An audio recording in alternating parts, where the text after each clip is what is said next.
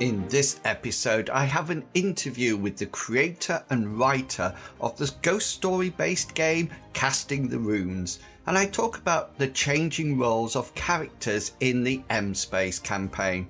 Welcome to the Mythras Matters podcast, Season 1, Episode 26, Casting Runes and Contributing Roles.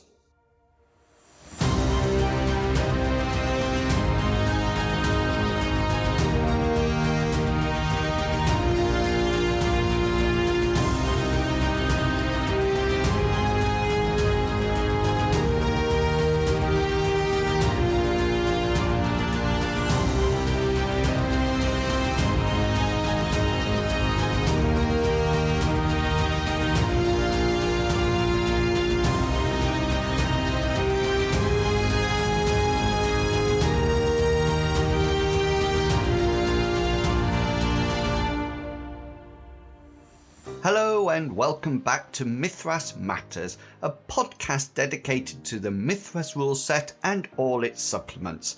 As always, I'm your host, Inwils, and welcome to July.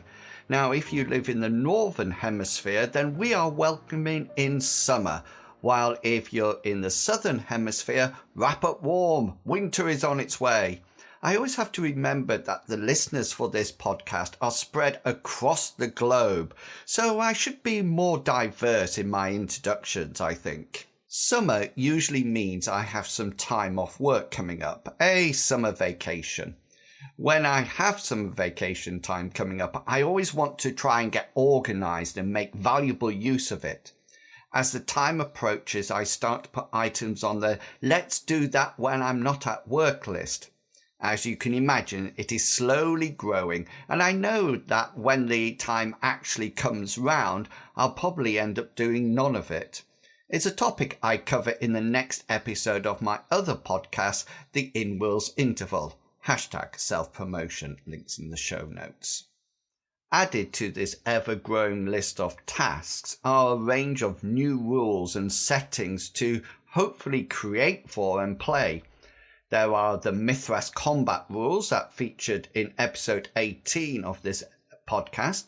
I want to explore Monster Island and its companion, which featured in episode 12 and 20. And of course, After the Vampire Wars, still to be featured. Is anyone out there actually running a campaign for this supplement?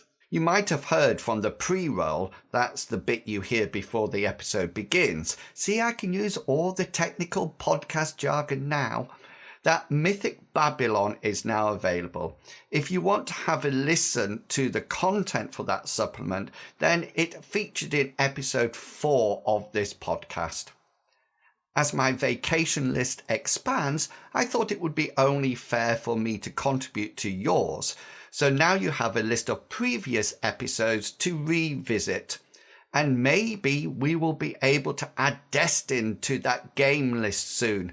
Come on, Design Mechanism. I feel the call of lycra and capes. Wait, that sounded wrong. I'm looking forward to playing a superhero. Or in the campaign I am planning, a super villain. Ha ha ha ha ha. And talking about campaigns, it's time for the campaign updates. Seamless transition between segments.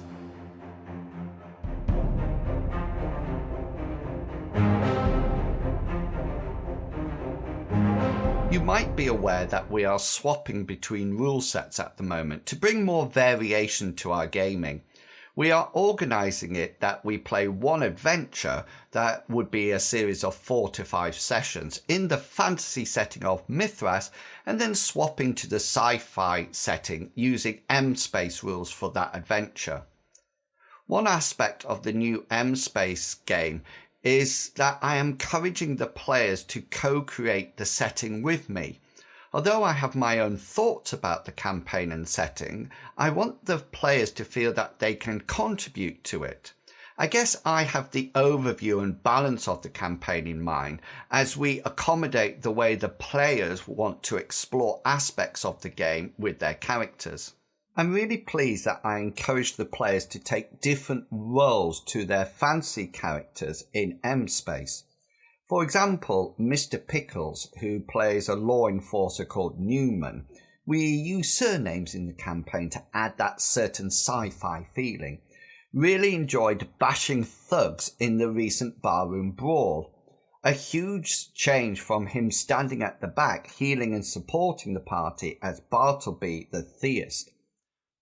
And in the same barroom brawl, Minsk, the pilot and leader played by Medivac the Healing Hoover, who probably has the longest nickname in the world, got knocked out with 3 punches, 2 to the head and 1 to the gut. Well, his fantasy character demonstrates his combat prowess on a regular basis. Hammond, played by Captain Kangaroo, is a character and player who is constantly contributing new ideas to the campaign. At first, this could be seen as quite challenging, but as I mentioned before, I want for the players to feel that they can co-create the campaign alongside me. Hammond is definitely turning out to be a tinkerer, with Captain Kangaroo suggesting new pieces of equipment that he wants to design, create and use. I'm currently creating a system for this that I will probably share in a future campaign update. But if you want a sneaky preview when I first publish it, then go along to the Voltaris 45/7 campaign website. The links are in the show notes.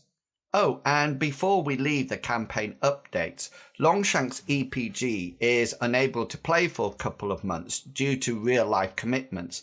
So I have actually started to play a medical robot called Purdy. What an interesting experience this is.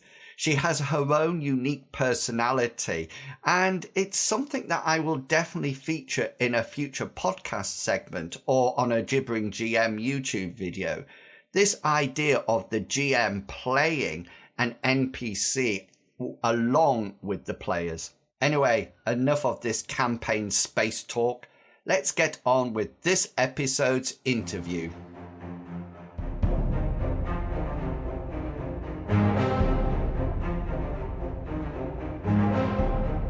A while back, I was really lucky to see an email about the publication of the Casting the Runes games on Kickstarter. I've always been keen to support new ideas, so I quickly signed up to support it. It was probably the first Kickstarter campaign I'd supported, and to be honest with you, I was not disappointed. Once the targets were reached and the game published, I found myself being drawn into the ghost stories of, hang on, why don't I let the creator of the Casting the Runes game speak for himself? Well, my name is Paul St. John McIntosh. I'm a writer, journalist, and gamer. I basically write mostly in the weird fiction, science fiction, fantasy, and horror area, and that tends to be the kind of area that I like to play in gaming as well. Kicked off my gaming career in the very, very first generation. Got my first edition copies of Dungeons and Dragons, RuneQuest, etc. way back in the day. Then, unfortunately, it went through a long hiatus.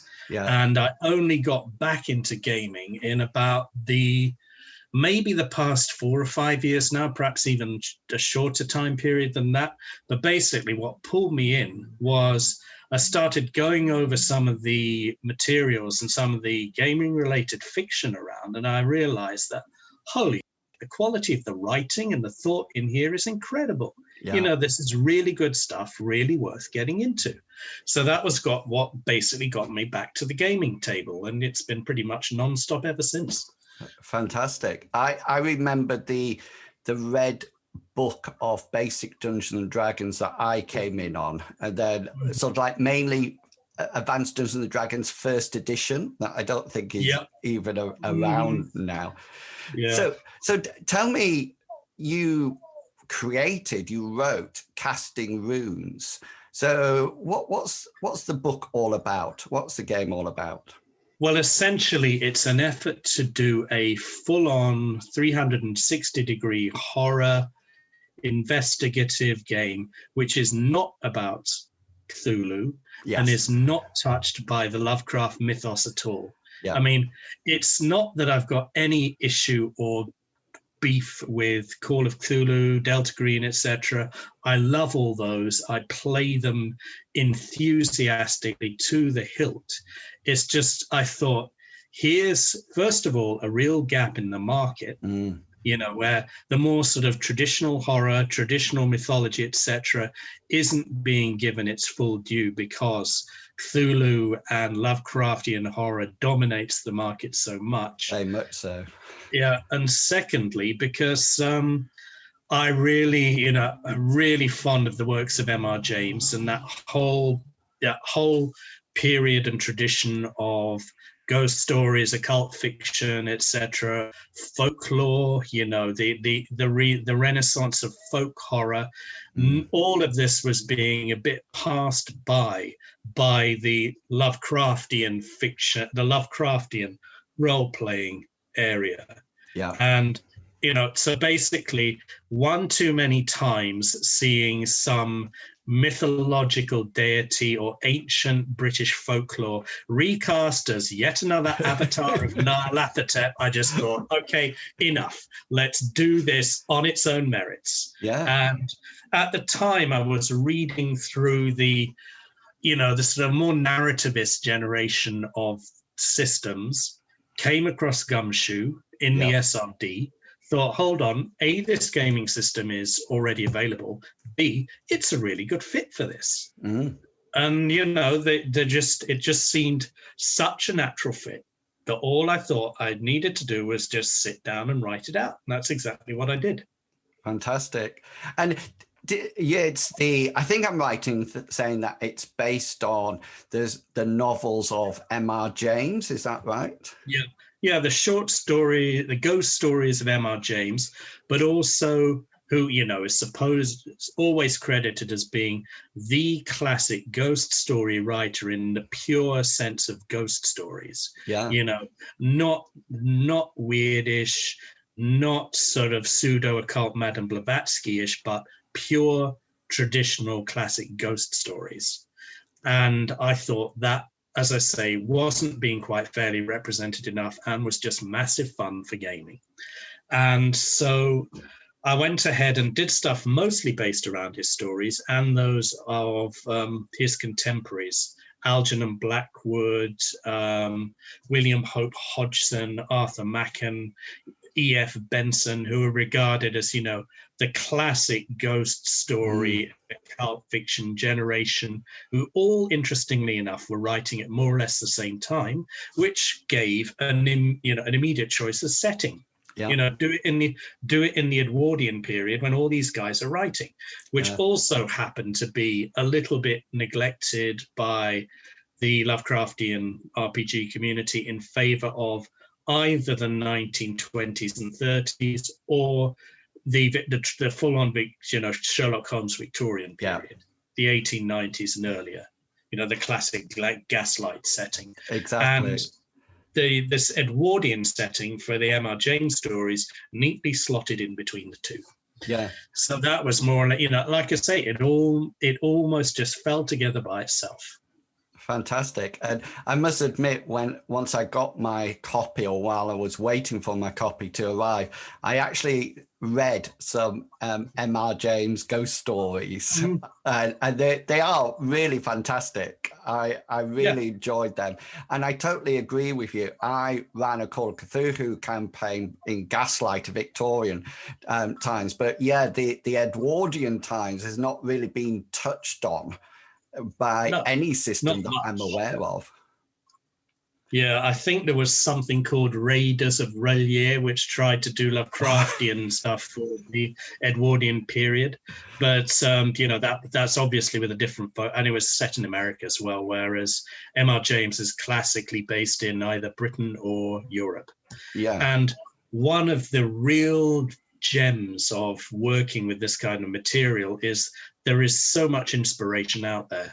Basically, there's so many ghost hunters roaming around the countryside.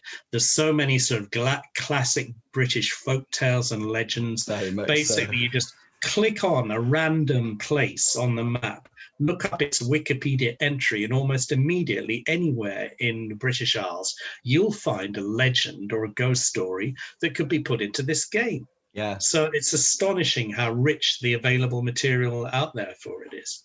I feel really honoured that I'm from the UK and I'm in that richness. You know, it's literally on my doorstep.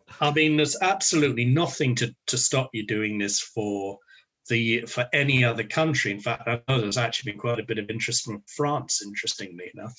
But you could certainly do it in the United States. You know, plenty of gothic ghost story meat that you could exploit in New England and so on, even without touching the Lovecraftian stuff. Yeah, very, very much so. And I really like that element of the rule system, in the sense that it was based on ghost stories and folklore, and that era of things and that theme, rather than some huge epic Cthulhu mythos. You know, I really like that. So say, for example, I was creating a character in Casting Rules. What role would my character take on? What do they chiefly do?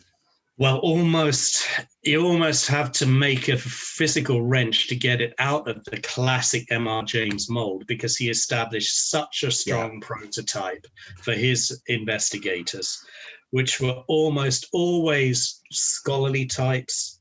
There's a lot of academics involved, often sort of Edwardian gentlemen of private means. I mean, again, there's no reason why they couldn't be gentlewomen. It's just that M.R. James, being a cloistered Don of his time, was very much embedded in the prejudices of his time. But, it would be a cultivated, educated individual by and large, where a lot of the emphasis is on problem solving, tracing down clues, arcane, esoteric, archaeological, historical, or mythological lore, all of this stuff which has to be researched and teased out before you can address whatever the problem, the supernatural problem is that you've got to solve, which by and large, incidentally, doesn't get done by violence. I mean, I think there's going to be even less emphasis on revolvers and dynamite than in the Call of Cthulhu. Actually, knowing the typical Call of Cthulhu games I play,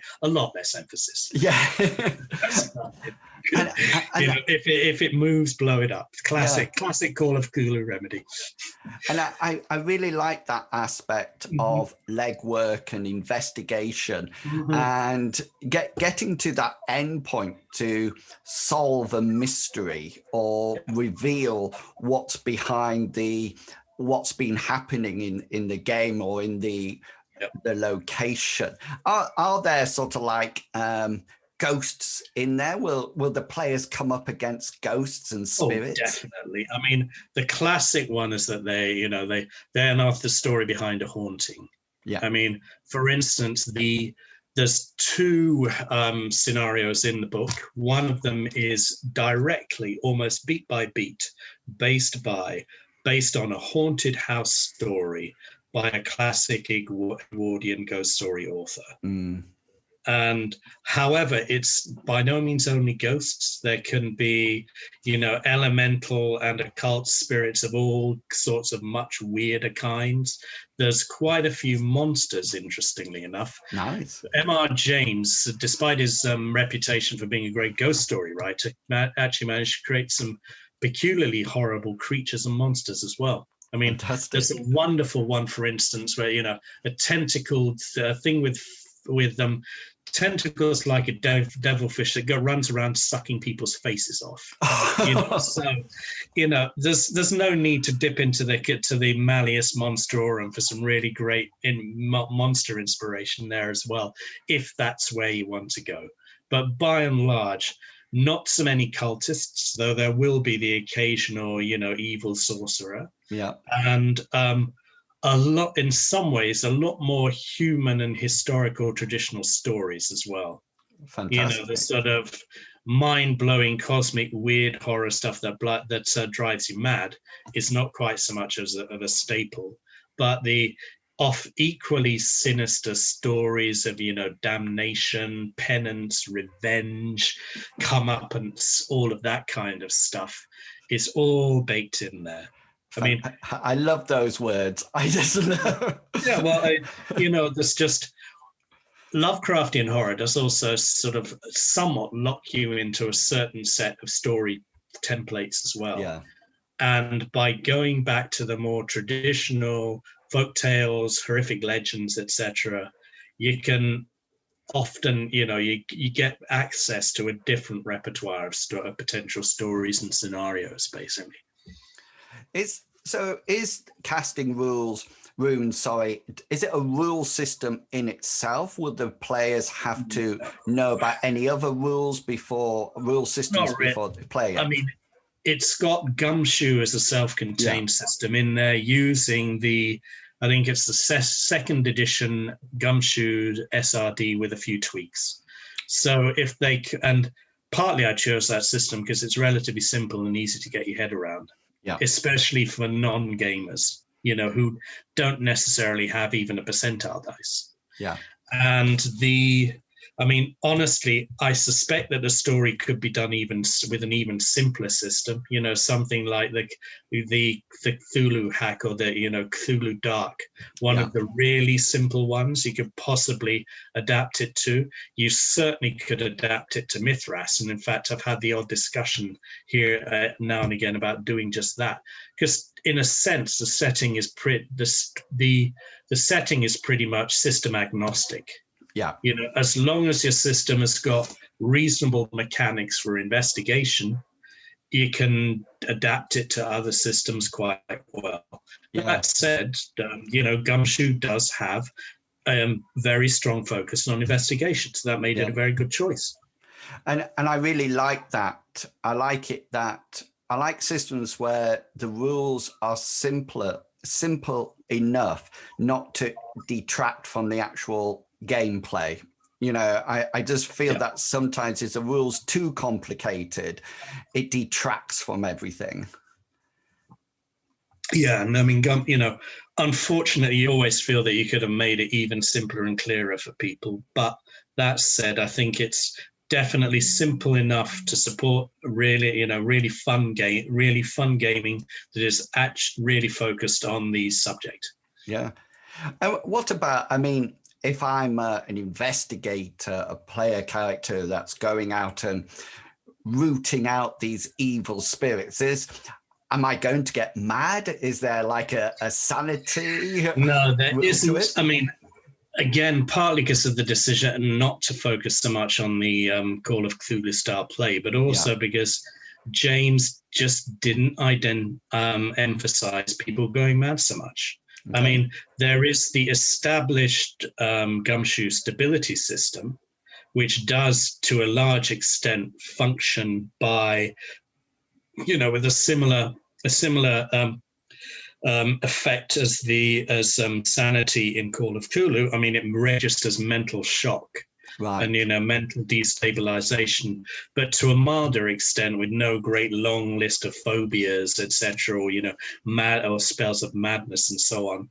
The rules, however, they're quite serious enough in terms of what can happen to you if you fail your test when confronted with some horrific banshee. Yeah. And also, it was good enough for some of the other Gumshoe games, horror-focused games like the Esoterrorists and Fear itself, which are regarded as pretty genuinely spooky horror RPGs. So I figured if it was good enough for that, go with it, and there's no need to put sanity just as a third system just because other games, so have sanity in them because of of Call of Cthulhu. Yeah. If it's good enough, stick with it. Yeah. And so there's, one thing I do like about that as well is it encourages people not to be there just for the glorious experience of going gaga. Yeah. Because, that's a common thing with Call of Cthulhu as well. It's let's go mad. Yeah. But in casting the runes and using that as this version of the Gumshoe system, you're there to, if you're scared, you're scared. Yeah. It's not there as a fun experience. It's something that's really going to trip you up, get in your face, and hopefully give a good mechanical equivalent of actually being scared out of your wits. Yeah. So it's very nice. Good enough and fit for purpose, I think. Where did the inspiration for the title come from? Casting the Runes. Oh, it's that needed a little thought, but it's one of those where, thanks to James being out of copyright, it means that his most iconic titles are up for use as well. And Casting the Runes is possibly just about his single most famous story. It's the one that inspired the Jack Turner film, Night of the Demon. That was actually almost beat for beat, told the story in the 1950s, but because James is such a good, solid ghost story writer, the story fitted perfectly into a 1950s milieu as well. Yeah. And it's, so Casting the Runes was there as a title, potentially, and I just thought, hold it, why not? Go with it. I mean, it's a little bit impudent maybe, but hey, it worked in the end. I think it's a fantastic title. Yeah. Yeah, it's like calling Cthulhu, Call of Cthulhu. What was Lovecraft's most famous story? The Call of Cthulhu. Yeah, exactly. So you didn't need to look far to get a precedent for that. So that would be a good book if people are looking to read one from M.R. James. That would be a good starting point for them. Oh, yeah. I mean, James's stuff is widely available. There's loads of collected editions. It's pretty much all available for free public domain access online. So anyone who hasn't read the stories already, and they really should because they're great, can access them very easily. Yeah. And I actually listened to them on audio from Audible. I actually downloaded them from there. That is a great pleasure because given the period and their classic status, they've attracted some of the great readers and great actors. Yeah. I mean, for instance, Sir Michael Hordern produced some wonderfully atmospheric readings, which are perfect for the style of the period and the kind of character that James writes about. Yeah, and there's even his radio collection available as well. So it's really interesting. When I was flipping through the book, and I must say I'll talk a little bit about the book later on and the sheer wonderful quality it has, but I noticed there was spells in there. Tell me about the spells. How did they fit into the game? Again, it's the spells. There's a sort of disclaimer at the beginning of the magic section, which says these are mostly here to give the players and the game master an idea of what kind of opposition they're likely to run into, rather than to be slinging too many spells around themselves. Because I just felt that having the players metamorphose into sort of super powerful occult, ghost slayers seemed just a little bit wrong for the flavor of the game. I mean, again, you don't want to overpower your characters if you are writing a horror game. Yeah. You want them to feel helpless and vulnerable. And if they can gear up with an arsenal of super effective spells, that's obviously not doing the job. Yeah. And also, James was very specific about the kind of spells that he saw functioning in magic, and they are not things like fireballs or death spells. It's slow rituals, summonings, conjurations, that kind of thing. Just one or two very simple defensive spells to keep the ghoulies at bay for just that little bit longer. And typically that is about all the resources in the way of magic that I would want a player character to have. Because the likes of, the contemporary occultists of that period, the sort of Madame Blavatsky, Aleister Crowley, they would quite happily write about, magicians casting death spells, but that's just not the appropriate atmosphere for James. Yeah. Do you think players and GMs would need to know a lot about Edwardian England or Edwardian anywhere to actually run a successful gaming session about it. Really, I mean, hopefully there's enough. An episode of Downton Abbey would probably see the right. I've been complimented, which I'm very happy about, more than once on the depth and quality of the writing in the book about the Edwardian period. It's very good. I reckon I reckon with that, just about with that, they're more or less okay anyway. And also with Wikipedia available these days, who needs to spend too much time, poring over in-depth research in the library before kicking off with your role play?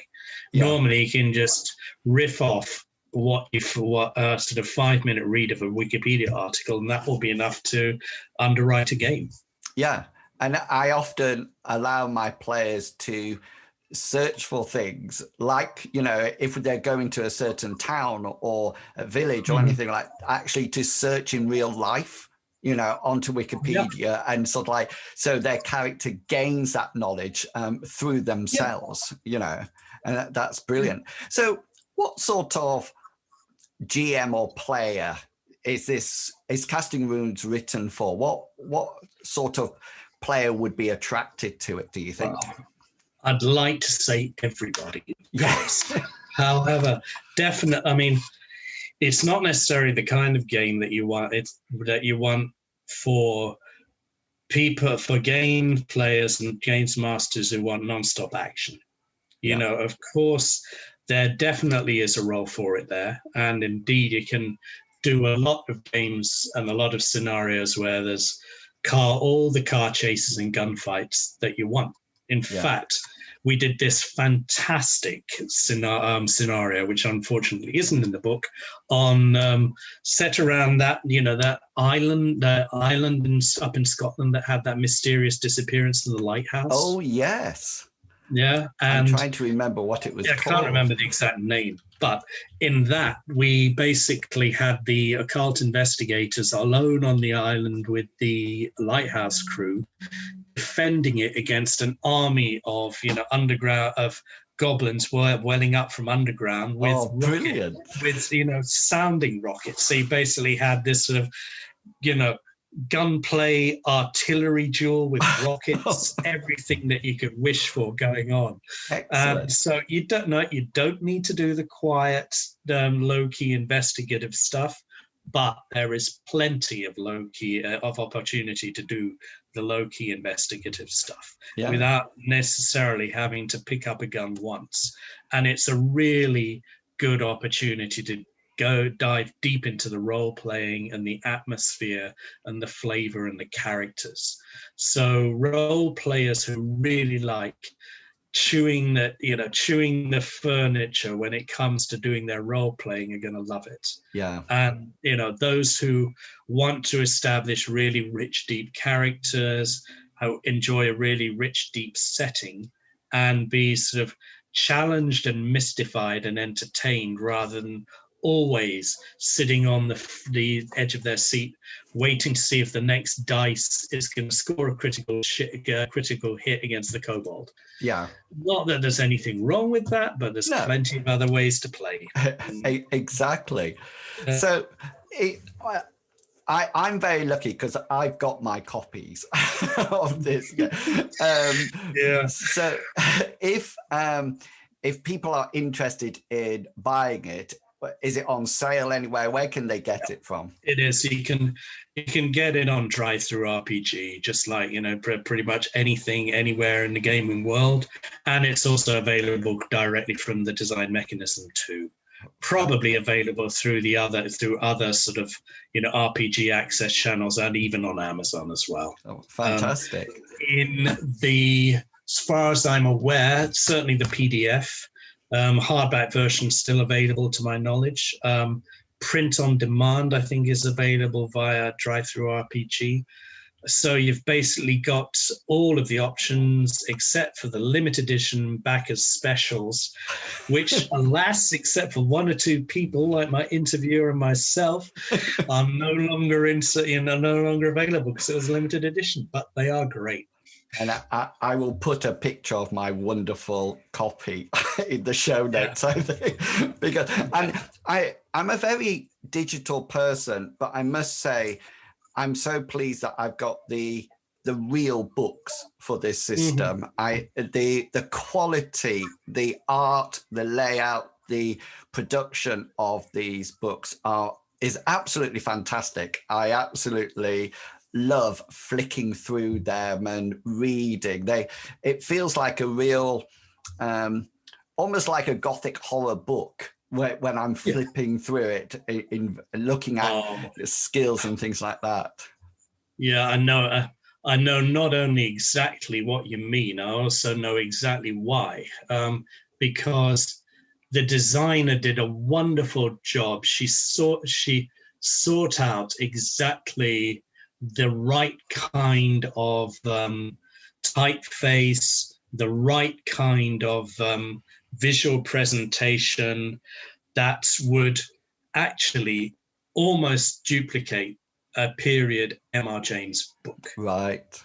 With just that little bit extra, slightly sinister, slightly grimoire-ish, slightly folksy design flair to give that little bit of extra magical flavor. Well, so it actually suited the period and the material so well. And, just top that off with a few contributions from some really first-class illustrators, and you're rolling. Yeah. And it really is the feel of it and everything. And I think the copy, or one of the copies I've got, the green one, I think that's now limited edition. I'm sure of it. It is, unfortunately. I mean, let's say that it would be great to see a reprint of that because it's so damn good. On the other hand, I have to say that I really do love the cover of the pictorial cover version. Yes, just the one that still is available. Because that design, that haunted mansion with the little devil in front, that really sums it up. Yeah, exactly. And I think terrifically flavorful. Love that picture.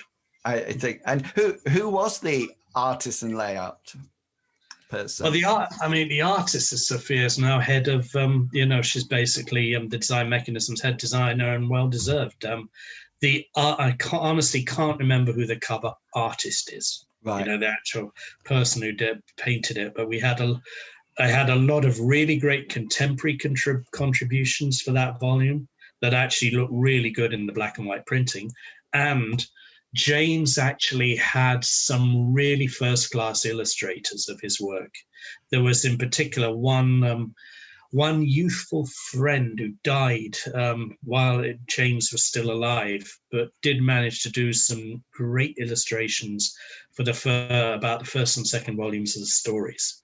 Brilliant. And so you've got some classic Edwardian period, ghost or horror pictures there as well, which are actually contemporary with the stories themselves.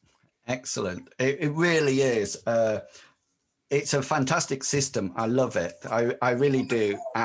But also the production of the books is amazing. I do just enjoy this sat with them, flicking through the pages, and reading it. So what would be your final selling point? I really do think that if somebody's thinking, oh, I don't want this now, they've missed out, because hopefully that's the feeling. Yeah.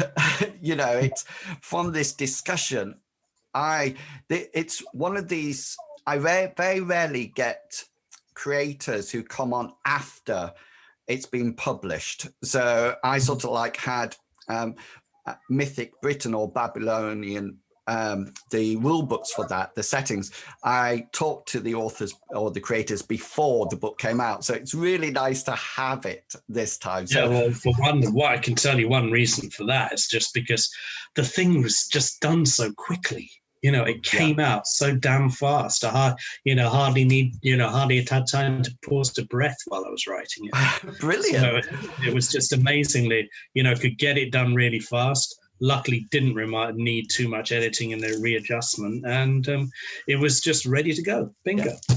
So what would be your final selling point if somebody is listening to the podcast thinking, should I buy this or shouldn't I? What would be your final plug for it? I would think if you want a really solid game or simply really juicy inspiration for classic ghost story, classic legend and folklore, folk horror style gaming, this is the one. If you want to explore and touch back in with the great tradition of ghostly fiction and horror, that's is basically what everybody grew up with until Lovecraft came along, and is still so rich and so deep and so diverse and so full of fascinating stories, great creatures and nemesis and demons, terrific ideas for settings and scenarios. It's all in there.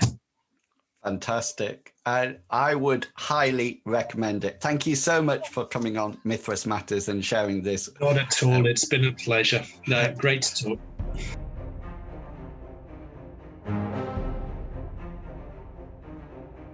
I hope that has whetted your appetite for the game. I am certainly looking forward to either watching, playing, or GMing a campaign in the future.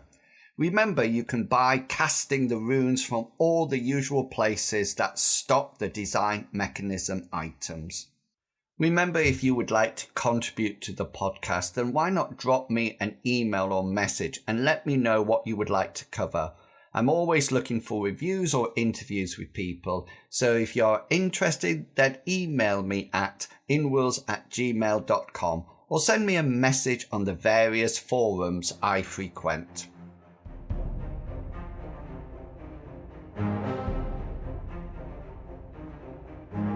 And that's it, another episode of Mythras Matters completed. Don't forget you can check out all my content by following my YouTube channel or the campaign areas on World Anvil. I really appreciate your support, and do check out the Tapper Talk forums. There are some great people there sharing their ideas within the discussions. So until next time, have a great month of gaming, and I will chat to you all again in August. Until then, I hope all your opposed rolls succeed and provide you with a well-deserved special. Thanks for listening, everyone. See ya. Bye.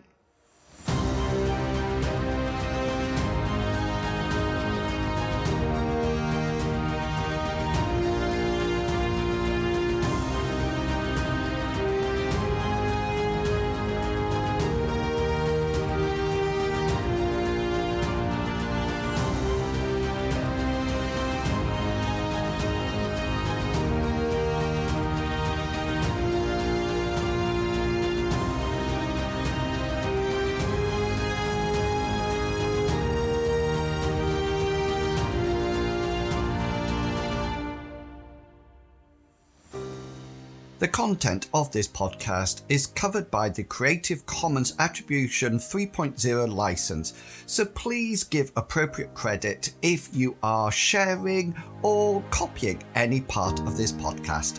Thank you.